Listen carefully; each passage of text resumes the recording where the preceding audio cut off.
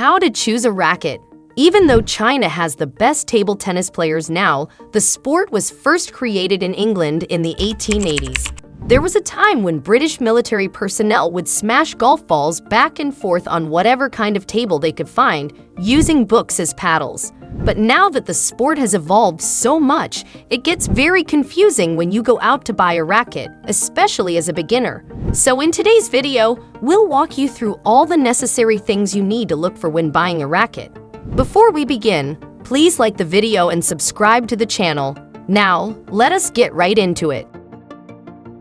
If you are just starting out, there's no need to stress about finding the perfect combination of rubber and blade. You'd rather simply buy a pre-made bat that offers decent control in all areas. Somewhere in the middle, where speed isn't an issue. The sweet spot on these bats will be bigger, increasing your chances of successfully hitting the ball over the net and onto your opponent's side of the table. In addition to aiding in the development of fundamental table tennis strokes, they also aid in the development of ball control. Avoid purchasing rackets that cost less than 10 pounds. You may expect low quality from them, which is why they cost so little. They are clumsy, won't help you learn proper form, and will make it tough to spin the ball. If you've been playing the game for a while, you may need to know more. Let's start with what your racket is made up of. There are 6 main parts that make up a paddle. It consists of a handle, a blade, a forehand sponge and rubber, and a backhand sponge and rubber. You may customize your racket to fit your playing style by picking the appropriate configurations from the options below. Let's go through the steps for selecting the ideal paddle. First, consider your grip. Just how do you grip the paddle? The shake hand grip is used by almost all players. Still, a penhold grip is used by certain players, notably in Asia. Choose a grip that works well with the way you naturally hold the tool. You can have a handle that's either flared or straight, depending on your preference. The straight handle is somewhat thinner and more suited to players with a strong grip, while the flared handle is more comfortable for players who grasp the paddle a little more loosely. Secondly, consider your playing style. Selecting a paddle is, in the end, a matter of taste.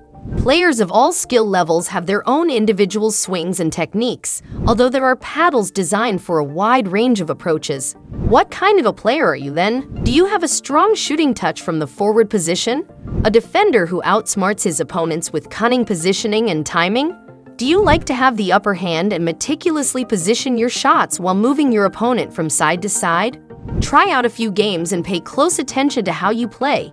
You might also have a friend, coach, or opponent observe your game and offer you feedback based on their observations. Next, choose a blade. The blade is the sturdiest portion of your paddle and has the most impact on how much power your paddle can generate. A defensive player may benefit from a heavier paddle composed of softer materials, while an offensive player can benefit from a paddle made of lighter, more rigid materials. Quick play requires a blade with 5 or more layers of material. Blades made from stiff yet lightweight materials, such carbon fiber or titanium carbon, are ideal for your play style.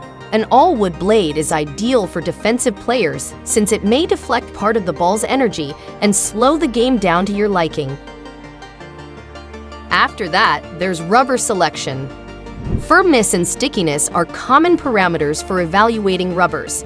Extra stickiness and a softer rubber usually leads to more spin. For this reason, a sluggish defensive game requires a sticky, soft rubber. However, a firmer rubber is preferable for an offensive playing style. The 5th step is selecting a sponge.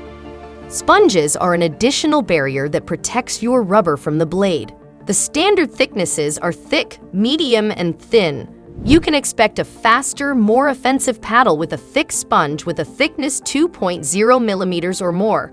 In general, defenders favor thinner sponges, but you might need to try it out and see what works well with your playstyle.